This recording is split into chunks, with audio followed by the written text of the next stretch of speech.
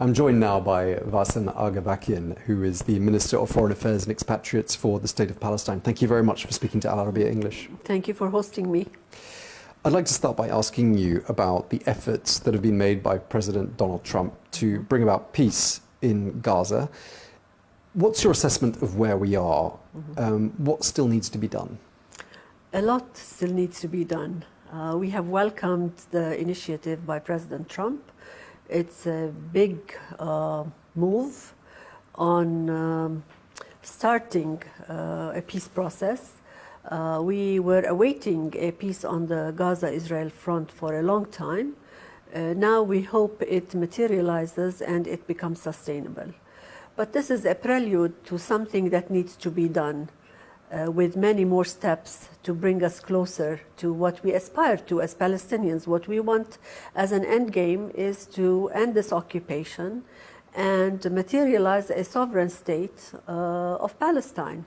And that would require to move from a peace on the Gaza front to a peace that entails the entirety of Palestine, meaning the West Bank, the Gaza Strip, and occupied East Jerusalem. We hope that the first stage continues, and then we can embark on a second stage. Now the people in Gaza need not only a ceasefire, but need to recuperate. They need to have immediate needs met, and we need to embark on a reconstruction process as soon as possible, because the time is of essence, and we cannot leave a population that is so devastated and has been for 2 years under brutal attacks and total destruction to wait much longer.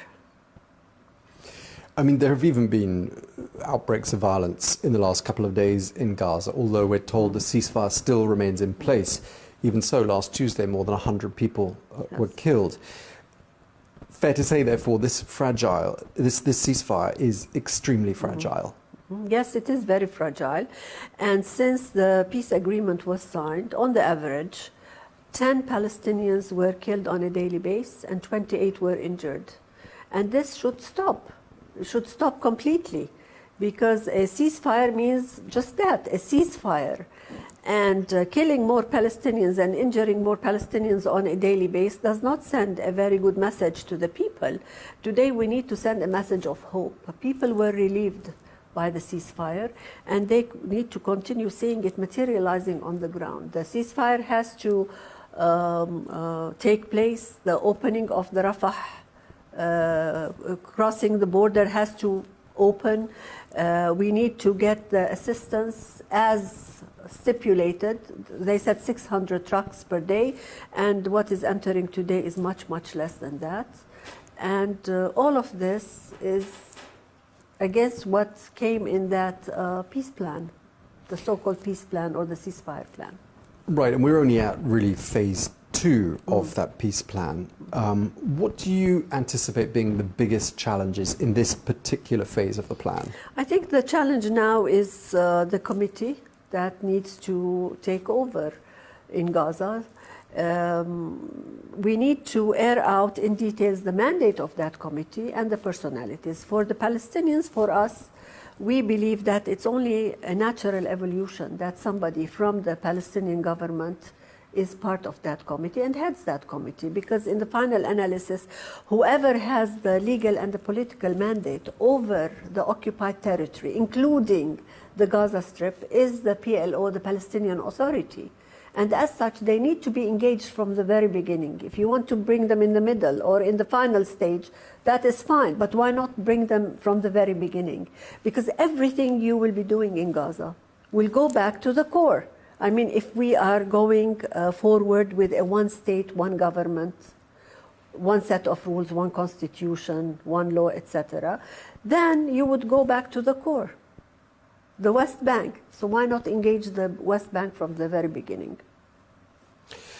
Do you believe that the parties that are negotiating, there's so many parties to name, but obviously Hamas is involved, Steve Witkoff, Jared Kushner, they've established quite a rapport as well. We're told they've established quite a good relationship. What do you make of that relationship, and do you think that's going to be important in delivering results in this next phase? Well, to me, what is important is the results, the deliverables. And the more rapport, the more understanding, the more coordination, the more cooperation, that's fine. But we need to see something materializing on the ground. And we're not seeing it to the extent that it should happen. What you were saying earlier about the establishment of a Palestinian state being what your desired outcome, obviously, from this whole process later on down the line, there does seem to be considerable momentum, doesn't there? And this does seem to be a top priority of the Trump administration. Does it feel to you like we've got to a stage now that a Palestinian state is an inevitable outcome? Well, to me, it was an inevitable outcome since a long time, because that's enshrined in international law. We're not asking for anything that is above international law.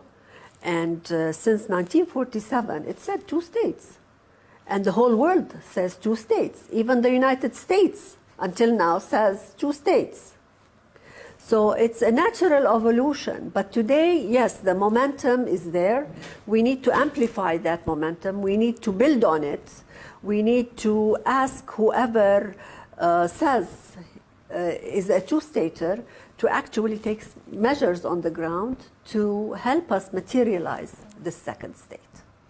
And the countries that announced that they recognized a Palestinian state that didn't before, countries like the United Kingdom, they were deemed unhelpful by the Trump administration for doing that.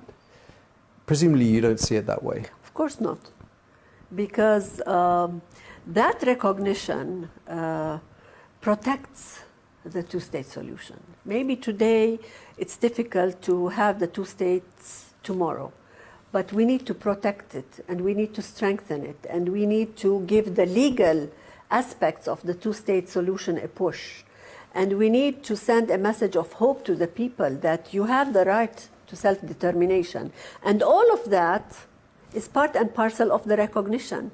Those recognitions are, in one way or another, have been a propeller to the peace plan. I mean, to me as a Palestinian, I truly believe that the recognitions were, in one way or another, or have influenced President Trump to move when he moved.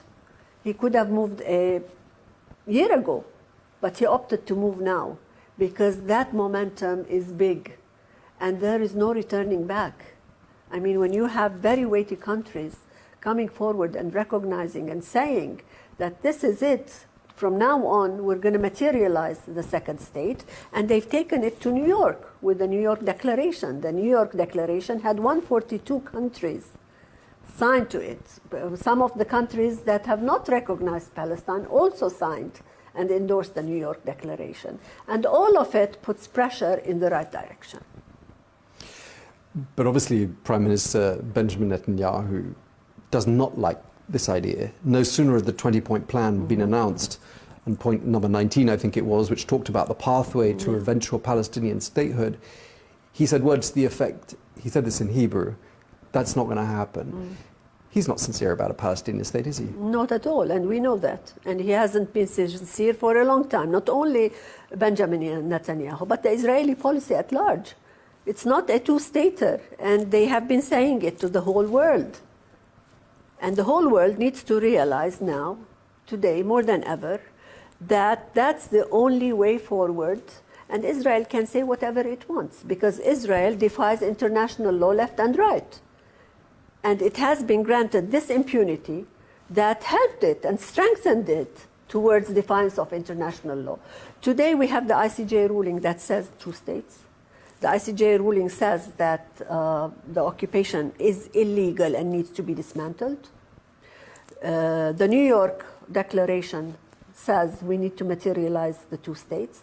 We have 160 countries that have recognized the state of Palestine, and we're getting support from others and trying to convince others to recognize.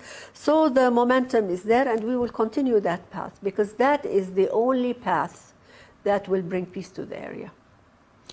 So how does President Trump convince Prime Minister Netanyahu to come on board with this idea? Or do you think it's simply a reality that a 2-state solution will not happen as long as Prime Minister Netanyahu is in office? It will not happen as long as the Israeli policy stays the same. Because if someone else comes to power in Israel and they still believe they are not two-staters, we will continue to be at the mercy of Israel. Today, we should not be at the mercy of anyone. We subscribe to international law, and international law is very clear.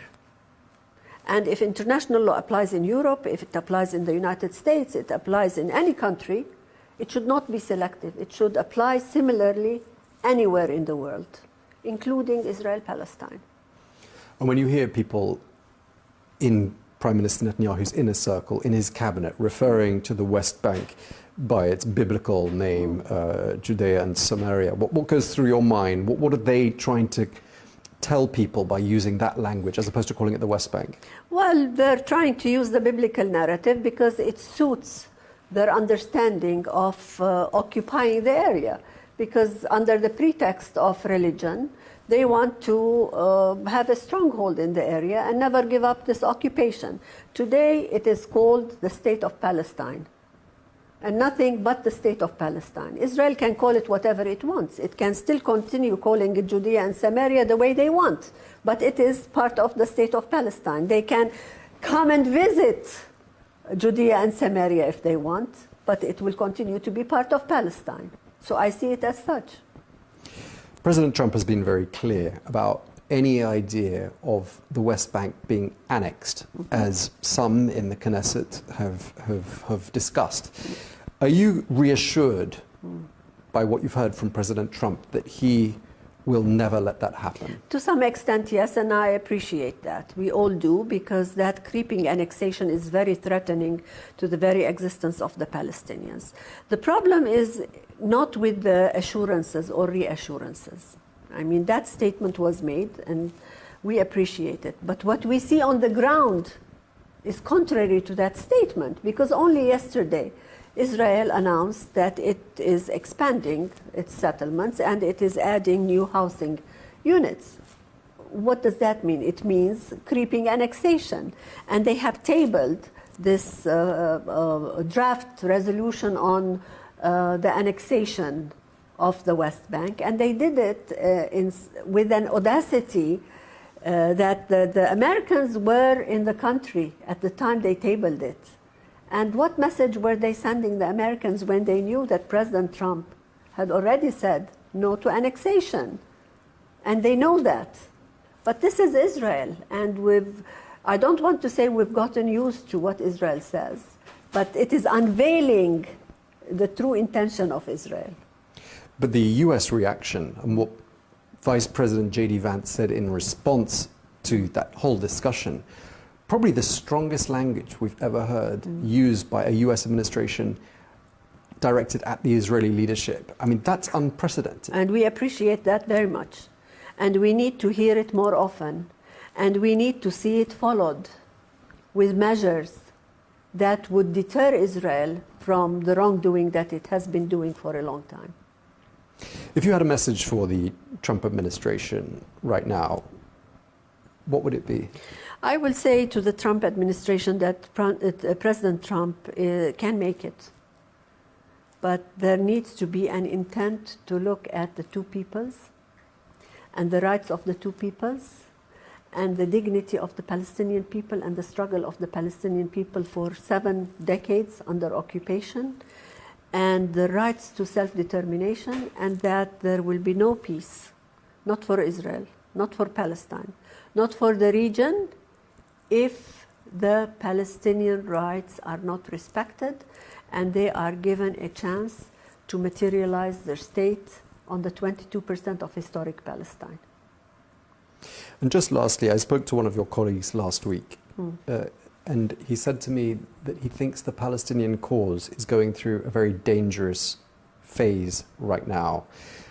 I wonder why you think he said that and whether you would agree with that assessment. Well, dangerous, true, because of the monumental challenges we are facing. But with challenges come opportunities.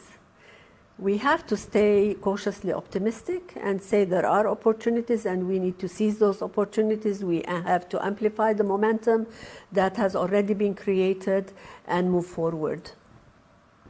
Okay, well, we Thank you very much indeed for taking the time to speak to us. Varsan Agabekyan, Minister for Foreign Affairs and Expatriates of the State of Palestine. Thank you for your time, Madam. Thank you.